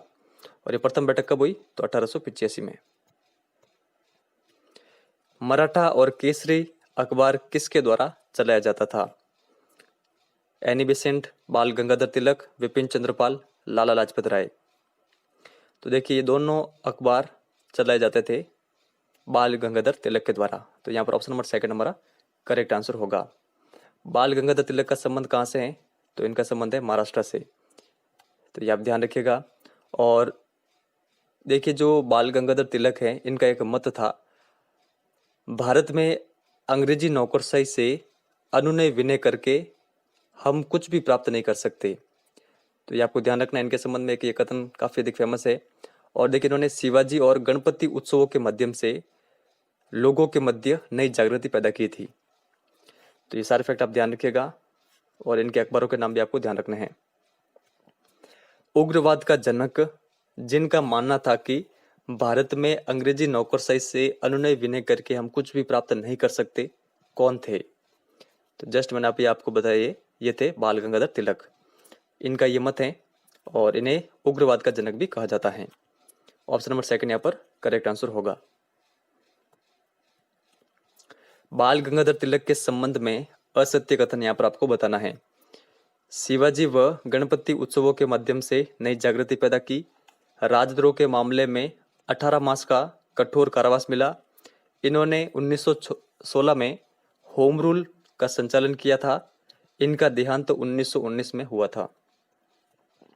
तो देखिए बाल गंगाधर तिलक के संबंध में जो असत्य कथन है वो है ऑप्शन नंबर 4। इनका देहांत 1919 में नहीं हुआ था, इनका देहांत हुआ था 1 अगस्त 1920 को। तो बाकी जो को ऊपर के तीनों फैक्ट हैं ये आपको कंटेस्टली ध्यान रखने हैं। और इन्होंने होम रूल लीग की स्थापना कहाँ से की थी, तो बेलगाम से। ये भी फैक्ट आप साथ में ध्यान रखिएगा। 1916 में कांग्रेस और मुस्लिम लीग के मध्य लखनऊ समझौता किसके कारण संभव हुआ था? गांधी जी, बाल गंगाधर तिलक, विपिन चंद्रपाल या फिर लाला लाजपत राय? तो आप बताइए यहाँ पर करेक्ट आंसर क्या होगा। तो देखिए लखनऊ समझौता संपन्न हुआ था इनके प्रयासों से, बाल गंगाधर तिलक के प्रयासों से। कब? 1916 में। किनके मध्य? तो कांग्रेस और मुस्लिम लीग के मध्य। प्रशासनिक दक्षता बढ़ाने के नाम पर बंगाल का विभाजन कब किया गया? 1901, 1905, 1909 या फिर 1919? तो देखिए बंगाल का विभाजन किया गया था 1905 में। उस समय भारत के वायसराय कौन थे? तो लॉर्ड कर्जन। ये आप ध्यान रखिएगा। कांग्रेस के किस अधिवेशन में कांग्रेस 2 भागों में बट गई थी? लखनऊ अधिवेशन 1916, कोलकाता अधिवेशन 1896, सूरत अधिवेशन 1907 या फिर कोई नहीं? तो देखिए इसका जो करेक्ट आंसर होगा वो होगा ऑप्शन नंबर 3। सूरत अधिवेशन में कांग्रेस 2 भागों में बट गई थी, नरम दल और गरम दल में। ये आप ध्यान रखिएगा। और बाद में वापस जो ये दोनों गुट हैं ये वापस कब मिले? तो लखनऊ अधिवेशन 1916 में। साथ में ये भी फैक्ट आप ध्यान रख लीजिएगा। आगे देखते हैं यहाँ पर, निम्न में से कौन गरम दल का नेता नहीं है? लाला लाजपत राय पंजाब, विपिन चंद्रपाल बंगाल, बाल गंगाधर तिलक महाराष्ट्र या फिर जवाहरलाल नेहरू? तो देखिए गरम दल के नेता नहीं है जवाहरलाल नेहरू, ये तीनों गरम दल के नेता हैं। तो इन तीनों का नाम आपको ध्यान रखना है। इन्हें लाल बाल पाल भी कहा जाता है। जलियांवाला बाग हत्याकांड कब हुआ था? तो आपके सामने डेट दे रखी है, आप बताइए यहाँ पर करेक्ट आंसर क्या होगा। तो देखिए जलियांवाला बाग हत्याकांड हुआ था 13 अप्रैल 1919 को। तो यहाँ पर ऑप्शन नंबर 2 हमारा करेक्ट आंसर होगा। और देखिए एक राजस्थान की घटना है मानगढ़ पहाड़ी हत्याकांड, वो कब हुआ था? वो हुआ था 17 नवंबर 1913 को। तो दोनों डेट आप ध्यान रखिएगा। यहाँ पर आपको असुम्मिलित बताना है कि कौन सा सही सुम्मिलित नहीं है। असहयोग आंदोलन कब शुरू हुआ? 1920 में। चोरा चोरी कांड कब हुआ? 5 फरवरी 1922। सविनय अवज्ञा आंदोलन 1930। भारत छोड़ो आंदोलन जनवरी 1942। तो देखिए यहाँ पर जो असुम्मिलित हैं वो है ऑप्शन नंबर 4। भारत छोड़ो आंदोलन जनवरी 1942 में शुरू नहीं हुआ था, ये हुआ था अगस्त 1942 में शुरू। और भारत छोड़ो आंदोलन को अगस्त क्रांति भी कहते हैं। तो ये फैक्ट आपको ध्यान रखना है। देखिए जब चोरा चोरी कांड हुआ 5 फरवरी 1922 को, तो फिर महात्मा गांधी ने इसके कारण, चोरा चोरी कांड के कारण असहयोग आंदोलन को वापस ले लिया था। तो असहयोग आंदोलन को कब वापस लिया ये डेट आपको ध्यान रखनी है, 12 फरवरी 1922 को। साइमन कमीशन 6 सदस्यों के साथ कब बंबई पहुंचा? तो देखिए साइमन कमीशन बंबई पहुंचा था 6 सदस्यों के साथ 3 फरवरी 1928 को। तो यहाँ पर ऑप्शन नंबर 2 हमारा करेक्ट आंसर होगा। और इन सदस्यों में से एक भी भारतीय नहीं था, इस कारण इसका भारत में विरोध हुआ था। भगत सिंह, राजगुरु व सुखदेव को कब फांसी हुई? तो आप बताइए यहाँ पर करेक्ट आंसर क्या होगा।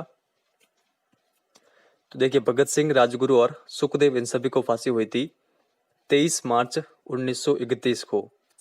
ये डेट काफी अधिक इंपॉर्टेंट है, ये आपको ध्यान रखनी है। और देखिए कुछ दिन पहले 27 फरवरी 1931 को अल्फ्रेड पार्क में चंद्रशेखर आजाद को अंग्रेजों के द्वारा घेर लिया गया था। तो वहां पर चंद्रशेखर आजाद ने खुद को सुसाइड कर दिया था। तो इनकी डेट भी आप ध्यान रखिएगा, 27 फरवरी 1931। लंदन में सावरकर ने सावरकर के लिए आगे अध्ययन हेतु छात्रवृत्ति की व्यवस्था किसने की? तो ये क्वेश्चन आया हुआ है रीट एग्जाम 2018 में। तो आप बताएं यहाँ पर करेक्ट आंसर क्या होगा? श्यामजी कृष्ण वर्मा, सुभाष चंद्र बोस, रास बिहारी बोस या फिर मोहन सिंह। तो देखिए सावरकर के लिए छात्रवृत्ति की व्यवस्था की गई थी श्यामजी कृष्ण वर्मा के द्वारा। तो यहाँ पर ऑप्शन में फर्स्ट इसका करेक्ट आंसर होगा। जब इन्होंने छात्रवृत्ति की व्यवस्था की तो फिर सावरकर कहाँ पर गए थे? लंदन में। और वहां पर श्यामजी कृष्ण वर्मा का जो इंडिया हाउस था वहां से फिर सावरकर ने अपनी जो गतिविधियां हैं वो आगे चलाई थी, जो राष्ट्रीय गतिविधियां वो। पुस्तक आनंद मठ में वंदे मातरम किसने लिखा? बंकिम चंद्र चटर्जी, व्योमेश चंद्र बनर्जी, विपिन चंद्र पाल, रविंद्रनाथ टैगोर। तो देखिए इसका जो करेक्ट आंसर होगा वो होगा option number first, Bankim Chandra Chatterjee. ये क्वेश्चन भी आया था रीट एग्जाम 2018 में। सुभाष चंद्र बोस कितनी बार कांग्रेस के अध्यक्ष बने थे? तो देखिए सुभाष चंद्र बोस 2 बार कांग्रेस के अध्यक्ष बने थे। कब कब? 1938 के कांग्रेस अधिवेशन में। कहां पर हुआ था? हरिपुरा में, हरिपुरा अधिवेशन। और इसके जस्ट 1 साल बाद में 1939 में त्रिपुरा अधिवेशन में। तो 2 बार अध्यक्ष रहे थे कांग्रेस के सुभाष चंद्र बोस, ये आप ध्यान रखिएगा। और थोड़े समय बाद में वापस इन्होंने रिजाइन भी कर दिया था। त्रिपुरा अधिवेशन में जब ये अध्यक्ष बने थे उसके थोड़े समय बाद में इन्होंने ये पद वापस छोड़ भी दिया था। सुभाष चंद्र बोस के संबंध में असत्य है। 1943 में आजाद हिंद फौज की कमान संभाली, इंडियन सिविल सर्विसेज की परीक्षा उत्तीर्ण की, मृत्यु 18 अगस्त 1946 को विमान दुर्घटना में हुई, एन इंडियन पिलग्रिम पुस्तक इनकी आत्मकथा है। तो देखिए यहाँ पर जो करेक्ट आंसर होगा असत्य कथन है सुभाष चंद्र बोस के संबंध में, ऑप्शन नंबर थर्ड। देखिए इनकी मृत्यु हुई थी 18 अगस्त 1945 को विमान दुर्घटना में। 1946 यहाँ पर गलत है। और इनकी आत्मकथा का नाम भी आप ध्यान रखिएगा, एन इंडियन पिलग्रिम, एक भारतीय यात्री। और ऊपर के फैक्ट भी आपको ये ध्यान रखने हैं। पिलग्रिम यानी तीर्थयात्री। आगे देखते हैं, बिजोलिया के किसानों से कितने किस्म का कर लिया जाता था? तो देखिए बिजोलिया के किसानों से 84 किस्म का कर लिया जाता था। तो ये आप ध्यान रखिएगा। बिजोलिया किसान आंदोलन कब से कब तक चला था? तो 1897 से 1941 ईस्वी तक। तो ये आप ध्यान रखिएगा।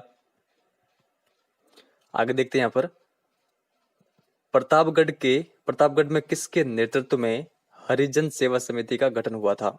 गांधी जी, माणिक्यलाल वर्मा, अमृतलाल या फिर कोई नहीं।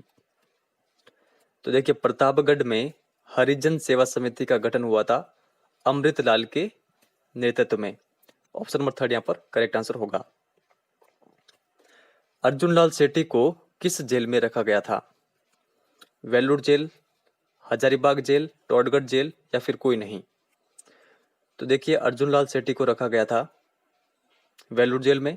कहां पर पड़ती है? कर्नाटक में। ऑप्शन नंबर फर्स्ट यहाँ पर करेक्ट होगा।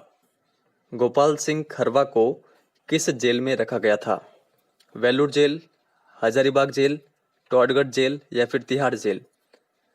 तो आप बताएं यहाँ पर करेक्ट आंसर क्या होगा? तो देखिए गोपाल सिंह खरवा को रखा गया था तिहाड़ जेल में। तो यहाँ पर ऑप्शन नंबर फोर्थ हमारा करेक्ट आंसर होगा। देखिए जो गोपाल सिंह खरवा थे, ये जब प्रथम विश्व युद्ध चल रहा था उसके दौरान रास बिहारी बोस और सचिंद्र नाथ सान्याल ने उत्तरी भारत में सशस्त्र क्रांति की एक योजना बनाई थी। उस योजना से गोपाल सिंह खरवा भी जुड़े हुए थे। लेकिन इस योजना को अंग्रेजों को किसी ने बता दिया था धोखे से। तो फिर अंग्रेजों को पता चला कि इसमें गोपाल सिंह खरवा भी शामिल थे। तो फिर अंग्रेजों ने गोपाल सिंह खरवा को कहा कि वो खरवा को छोड़कर टोडगढ़ चले जाए और वहां पर पुलिसों की जो पुलिस अधिकारी है उनकी निगरानी में रहे। तो फिर गोपाल सिंह खरवा टोडगढ़ चले गए, लेकिन वहां से फिर वे भाग गए। और देखिए अजमेर में ही एक स्थान पड़ता है सलेमाबाद में भी वे फिर पकड़े गए थे। बाद में उनको दिल्ली की तिहाड़ जेल में भेज दिया गया था और तिहाड़ जेल से ये रिहा होते 1920 में। चेतावनी चुंगटिया किसने लिखे? ये क्वेश्चन भी रीट एग्जाम 2018 में पूछा हुआ है। तो अब बताइए यहाँ पर करेक्ट आंसर क्या होगा? तो देखिए चेतावनी चुंगटिया ये लिखे गए थे केस सिंह बारट के द्वारा। तो यहाँ पर ऑप्शन नंबर 4 हमारा करेक्ट आंसर होगा। देखिए 1903 में होने वाले दिल्ली दरबार में मेवाड़ के महाराणा फतेह सिंह के सम्मिलित होने पर जो केस सिंह बारट है इन्होंने इनको रोकने के लिए चेतावनी चुंगटिया नामक 13 चेतावनी सौटे लिखे थे। तो जब इनको पता चला फतेह सिंह को और इन्होंने जब ये 13 सौटे पढ़े तो फिर इन्होंने दिल्ली दरबार में भाग नहीं लिया। तो ये आप ध्यान रखिएगा। और देखिए जो केसी सिंह बारट है इनका एक हत्याकांड में नाम आता है, प्यारेलाल साधु हत्याकांड में इनका नाम आता है, जिसके कारण इनको हजारीबाग जेल में भेज दिया जाता है।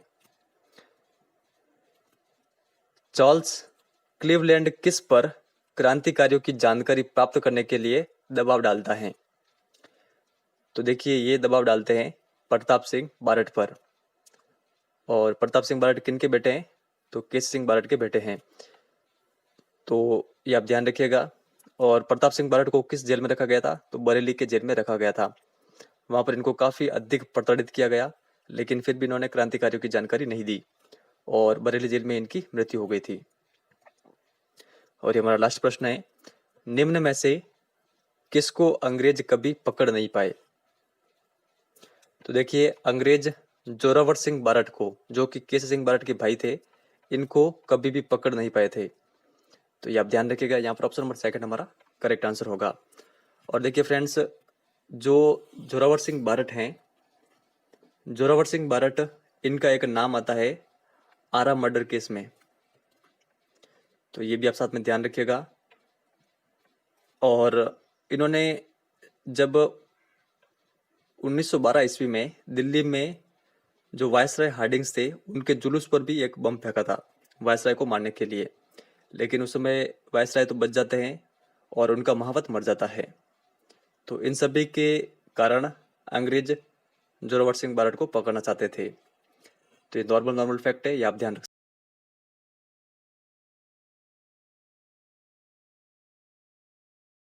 आजादी के पूर्व भारत में कितनी देशी रियासतें थी? तो आपको इनमें से बताना है कि करेक्ट आंसर क्या होगा। तो देखिए आजादी से पूर्व भारत में देशी रियासतें थी 562। तो यहाँ पर ऑप्शन नंबर 3 इसका करेक्ट आंसर होगा। तो ये आपको ध्यान रखना है। आगे देखते हैं, आजादी के समय संविधान सभा में कुल सदस्य रह गए थे, तो कितने रह गए थे या बताएं? 389, 299, 272 या फिर 125? ये रह गई थी 299। तो ये आप ध्यान रखिएगा। यहाँ पर ऑप्शन नंबर 2 हमारा करेक्ट आंसर होगा। बीकानेर के किस राजा ने सर्वप्रथम अपने प्रतिनिधि संविधान सभा में भेजे थे? सरदार सिंह ने, शार्दुल सिंह ने, कर्ण सिंह या फिर कोई नहीं? तो देखिए बीकानेर के उस समय राजा थे शार्दुल सिंह।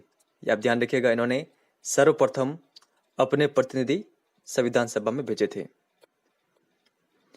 निम्न में से यहाँ पर आपको सत्य कथन बताना है। योजना आयोग का गठन 1950 में किया गया था। दूसरी पंचवर्षीय योजना में भारी उद्योगों पर बल दिया गया। 2015 में नीति आयोग का गठन किया गया। नीति आयोग के प्रथम उपाध्यक्ष अरविंद पनगड़िया को बनाया गया था, या फिर सभी? तो देखिए इसका जो करेक्ट आंसर होगा वो होगा सभी। ये जो चारों तथ्य दे रखे हैं ये चारों तथ्य सत्य हैं और इन चारों तथ्यों से एक एक क्वेश्चन बनता है, तो सारे आपको ध्यान रखने हैं।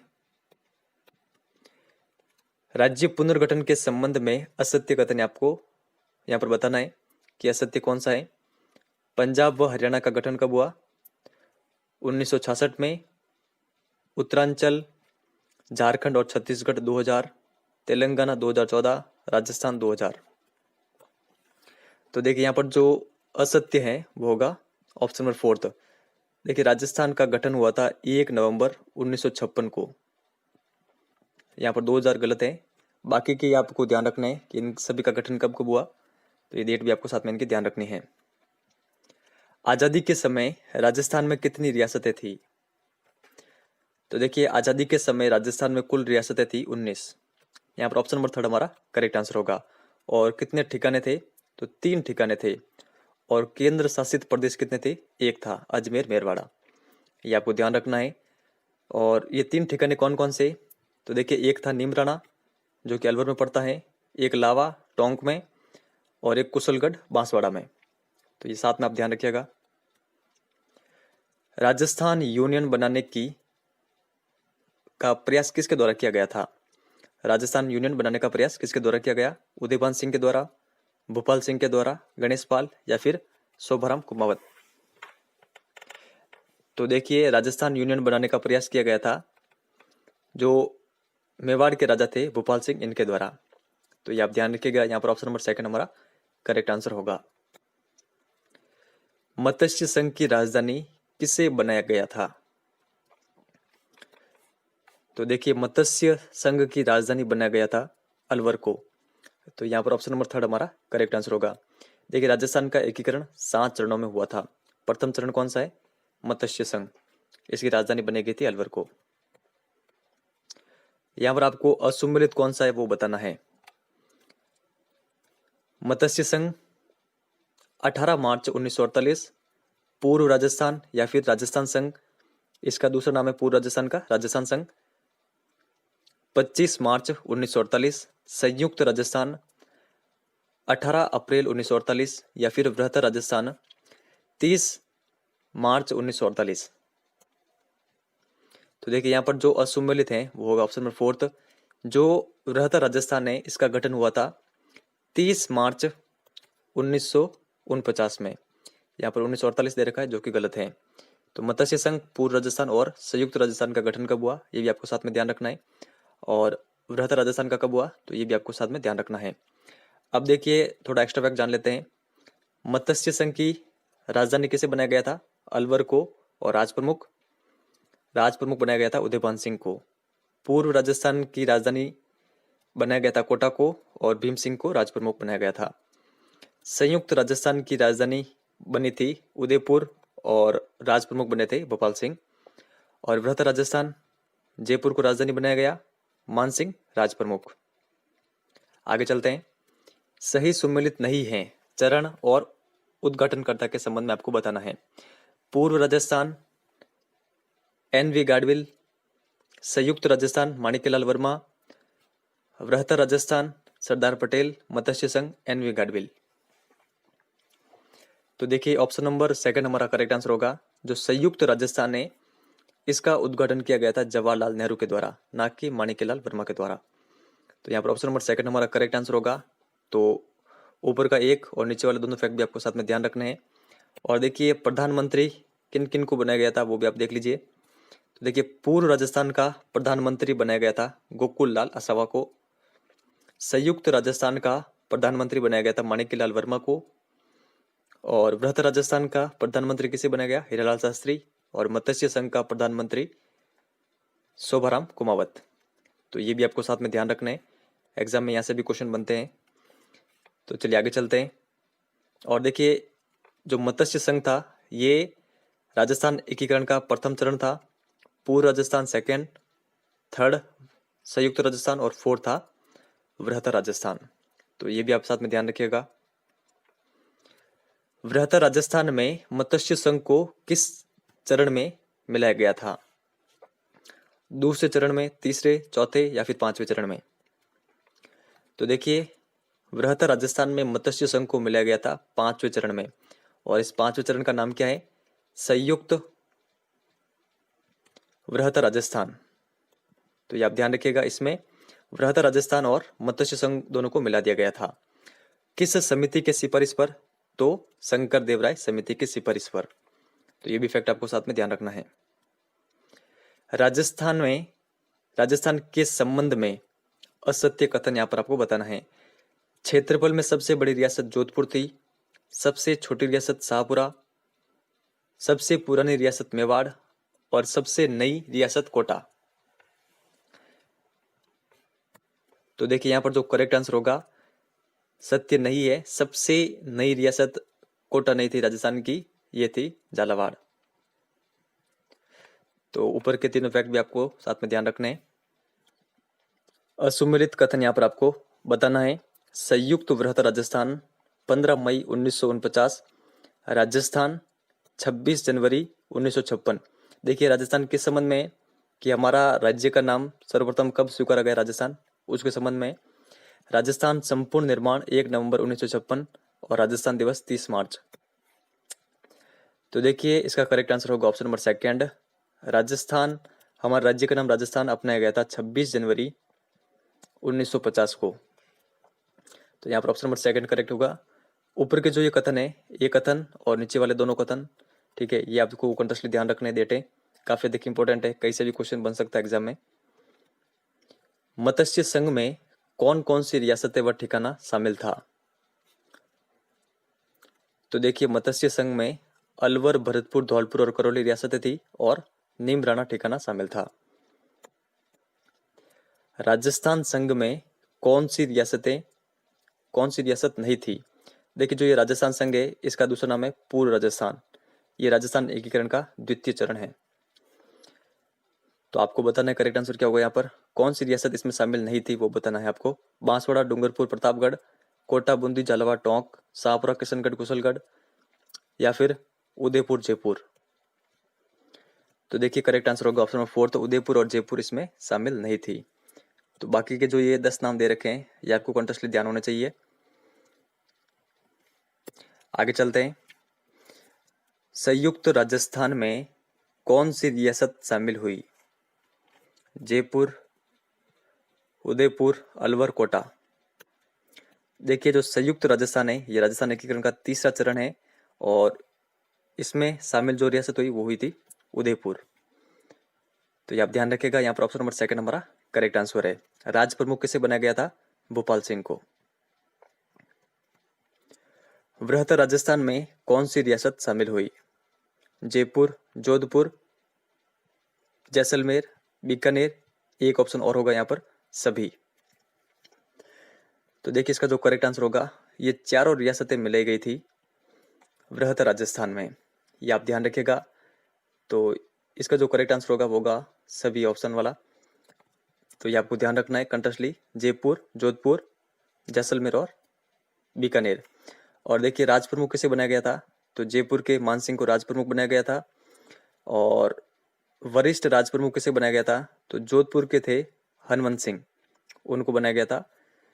तो ये फैक्ट आपको साथ में ध्यान रखने हैं। छठे चरण में किस रियासत को राजस्थान में मिलाया गया था? आबू और दिलवाड़ा को छोड़कर शेष सिरोही, केवल आबू, केवल दिलवाड़ा या फिर अजमेर और मेरवाड़ा। तो देखिए छठे चरण में आबू और दिलवाड़ा को छोड़कर शेष सिरोही को राजस्थान में मिलाया गया था। तो ये आप ध्यान रखिएगा। और जो देखिए आबू है, दिलवाड़ा है, अजमेर, मेरवाड़ा है, इन सभी को 7वें चरण में राजस्थान में मिलाया गया था। तो ये भी आपको ध्यान रखना है। छठे चरण की डेट क्या है ये आप ध्यान रखिएगा, 26 जनवरी 1950। आबू, दिलवाड़ा और अजमेर, मेरवाड़ा को राजस्थान में किस चरण में मिलाया गया? तो जस्ट मैंने अभी आपको आगे एक्स्ट्रा फैक्ट के रूप में बताया है, 7वें चरण में। 7वां चरण कब संपन्न हुआ? 1 नवंबर 1956 को। सुनेल टप्पा को राजस्थान में तथा सिरोंज क्षेत्र को मध्य प्रदेश में किस चरण में मिलाया गया था? तो देखिए ये मिलाया गया था 7वें चरण में। राजस्थान में राज्यपाल का पद कब सृजित हुआ था? तो देखिए राजस्थान में राज्यपाल का पद सृजित हुआ था 1 नवंबर 1956 को। इससे पहले कौन सा पद चलता था? राज प्रमुख का। और राजस्थान के प्रथम राज्यपाल कौन बने थे? गुरुमुख निहाल सिंह। राजस्थान का 26वां जिला कौन सा बना था? अजमेर, सवाई माधोपुर, दौसा या फिर बूंदी। तो देखिए राजस्थान का 26वां जिला बना था अजमेर।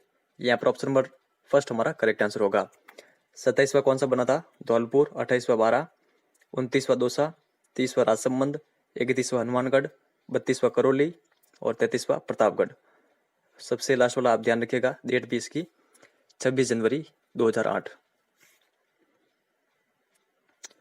छठे चरण में राजस्थान किस श्रेणी का राज्य था? तो देखिए छठे चरण में राजस्थान बी श्रेणी का राज्य था, तो ऑप्शन नंबर सेकंड यहाँ पर करेक्ट होगा। हाड़ौती संघ बनाने का प्रस्ताव किसके द्वारा रखा गया था? तो देखिए हाड़ौती संघ का प्रस्ताव रखा गया था जो कोटा के महाराव थे भीम सिंह, इनके द्वारा। तो यहाँ पर ऑप्शन नंबर सेकंड हमारा करेक्ट आंसर होगा। बागड़ संघ बनाने का प्रस्ताव किसके द्वारा रखा गया था? डूंगरपुर महारावल, कोटा महारावल, मेवाड़ महारावल या फिर जयपुर महारावल। तो देखिए वागड़ संघ बनाने का प्रस्ताव रखा गया था डूंगरपुर महारावल के द्वारा। तो यहाँ पर ऑप्शन नंबर फर्स्ट इसका करेक्ट आंसर होगा। सत्यनारायण राव समिति के आधार पर सत्य कथन बताइए। जयपुर को राजस्थान की राजधानी बनाया गया, जोधपुर में उच्च न्यायालय रखा गया, बीकानेर में शिक्षा विभाग रखा गया या फिर सभी। तो देखिए ये सारे कथन सत्य हैं सत्यनारायण राव समिति के अनुसार। इस समिति के अंतर्गत ये डिसाइड किया गया था कि राजधानी कहाँ पर रहेगी, उच्च न्यायालय कहाँ पर रहेगा और शिक्षा विभाग कहाँ पर रहेगा। तो ये सारे स्थान आप ध्यान रखिएगा। और भी कुछ इंपॉर्टेंट विभाग हैं तो इनका भी आप ध्यान रखिएगा। खनिज विभाग को कहाँ पर रखा गया? उदयपुर में। वन व सहकारी विभाग कोटा में और कृषि विभाग भरतपुर में। तो ये सारे फैक्ट आपको कॉन्टेक्स्टली ध्यान रखने हैं। अखिल भारतीय स्तर पर किसकी अध्यक्षता में राजस्थान आंदोलन समिति का गठन किया गया? तो देखिए राजस्थान आंदोलन समिति का गठन किया गया था राम मनोहर लोहिया के द्वारा। तो यहाँ पर ऑप्शन नंबर सेकंड हमारा करेक्ट आंसर होगा। तो ये आप ध्यान रखिएगा।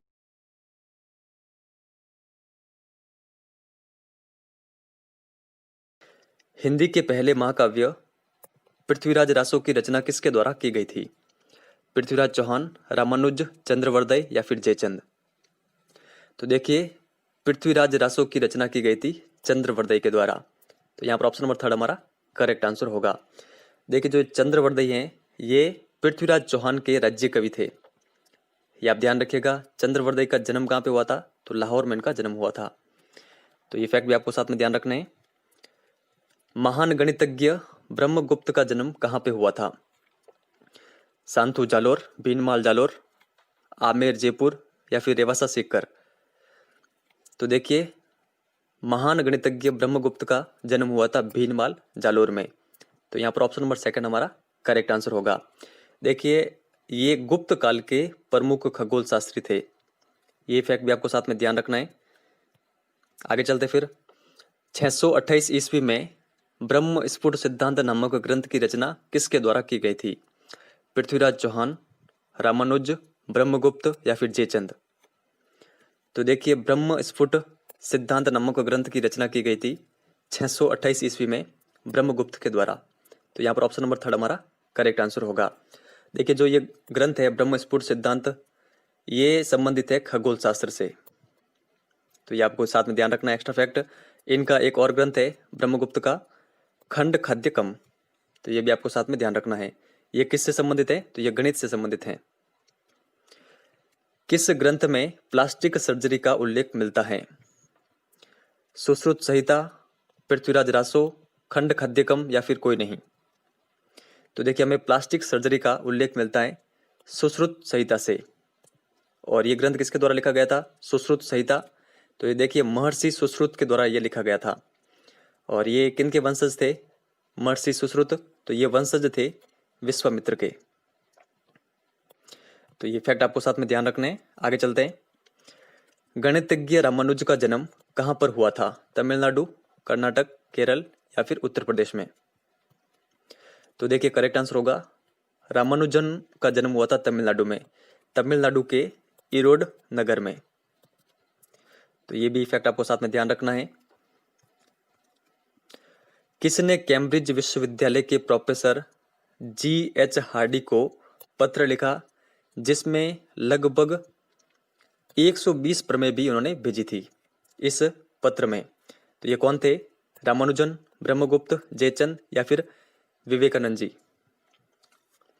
तो देखिए यहाँ पर हमारा करेक्ट आंसर होगा G.H. हार्डी को ये पत्र लिखा गया था रामानुजन के द्वारा। तो यहाँ पर ऑप्शन नंबर फर्स्ट हमारा करेक्ट आंसर होगा। इस पत्र में इन्होंने कितने प्रमेय भेजी, जो गणित की प्रमेय होती हैं, तो इन्होंने इस पत्र में 120 प्रमेय भेजी थी G.H. हार्डी को। और ये कहाँ के प्रोफेसर थे, तो कैम्ब्रिज विश्वविद्यालय के। और ये कहाँ पर है, तो ये है इंग्लैंड में। आगे देखते हैं यहाँ पर,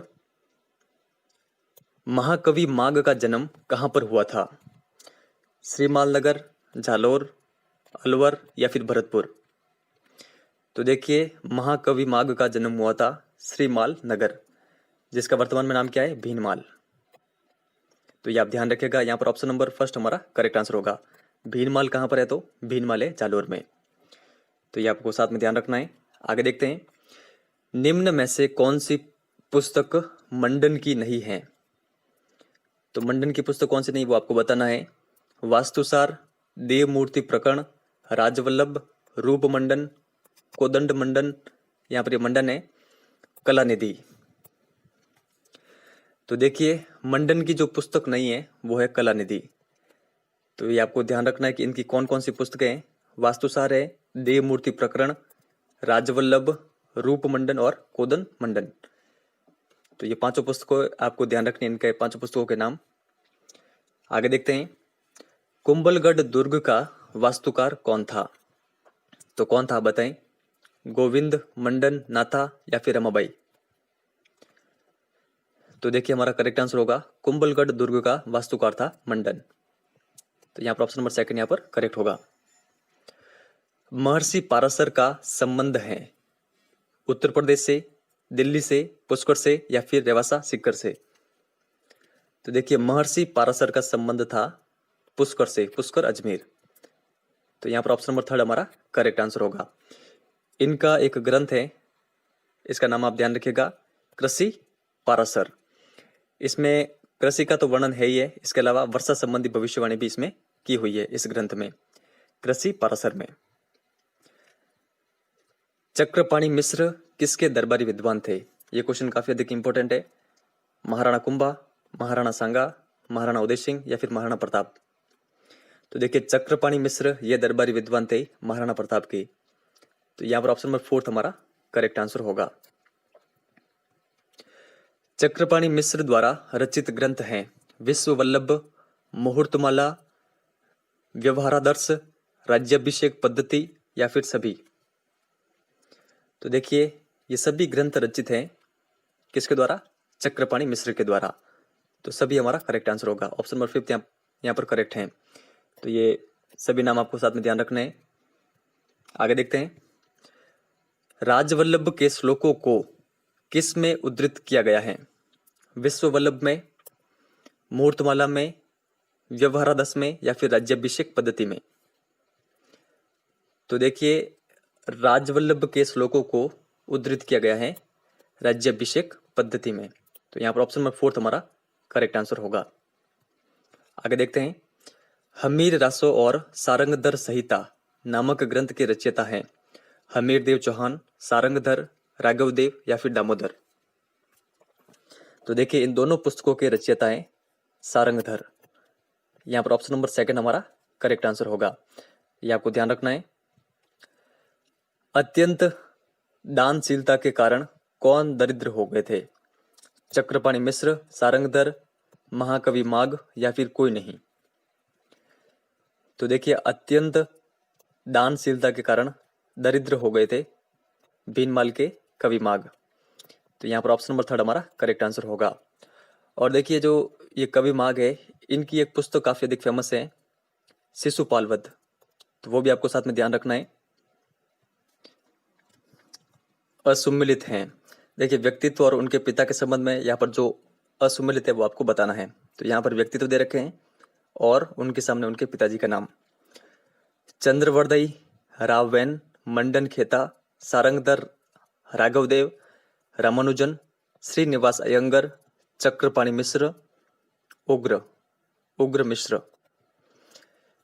तो देखिए यहाँ पर जो असुमिलित हैं वो है ऑप्शन नंबर थर्ड, सारंगधर के पिताजी का नाम राघवदेव नहीं था। जो सारंगधर है ये राघवदेव के पौत्र थे। सारंगधर के पिता का नाम क्या था? दामोदर। तो बाकी के जितने भी दे रखे हैं इनके भी आपको ध्यान रखना है कि इनके पिताजी का नाम क्या है। जो आपका ये चैप्टर है, इस चैप्टर में इन सभी विद्वानों के पिताजी का भी नाम वर्णन है।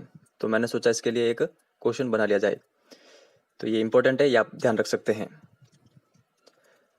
कौन प्रथम चिकित्सक माने जाते हैं जिन्होंने शल्य चिकित्सा को एक व्यवस्थित स्वरूप प्रदान किया था? महर्षि पाराशर, ब्रह्मगुप्त, सुश्रुत या फिर कोई नहीं? तो देखिए, शल्य चिकित्सा को एक व्यवस्थित स्वरूप प्रदान किया गया था सुश्रुत के द्वारा। तो यहाँ पर ऑप्शन नंबर 3 हमारा करेक्ट आंसर होगा। ये क्वेश्चन काफी अधिक इंपॉर्टेंट है, ये आप ध्यान रखिएगा। आगे देखते हैं, किस गणितज्ञ को उनके शोध पत्रों के आधार पर बिना परीक्षा दिए स्नातक की उपाधि प्रदान की गई थी? ब्रह्मगुप्त, रामानुजन, मंडन या फिर कोई नहीं?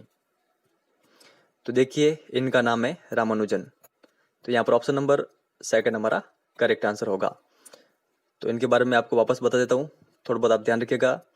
फर्स्ट बात ये आप ध्यान रखिएगा कि ये एक गणितज्ञ थे और इनका जन्म कहाँ पे हुआ था? तो इनका जन्म हमने आगे देखा था तमिलनाडु के ईरोड नगर में। तो ये नॉर्मल फैक्ट है, ये आपको ध्यान रखना है। और इन्होंने 1913 ईस्वी में कैम्ब्रिज विश्वविद्यालय में, मैंने आपको आगे बताया था कि G.H. हार्डी को एक पत्र लिखा था और पत्र में इन्होंने कितनी प्रमेय वहां पर भेजी थी? तो 120 प्रमेय उस पत्र में भेजी थी कैम्ब्रिज विश्वविद्यालय के J.H. हार्डी को के पास। तो ये फैक्ट आपको ध्यान रखने हैं, एग्जाम में यहाँ से क्वेश्चन बन सकता है। तो इस वीडियो में इतना ही है। अगर वीडियो आपको पसंद आया हो तो लाइक और शेयर जरूर करिएगा। और देखिए, आपको कमेंट सेक्शन में ये भी लिख के बताना है कि सर हमने ये वीडियोस पूरा देखा है, तभी हमें पता चलेगा कि कौन से ऐसे स्टूडेंट है जो ईमानदारी के साथ अपने प्रिपरेशन कर रहे हैं। तो चलिए, इस वीडियो में इतना ही है। धन्यवाद।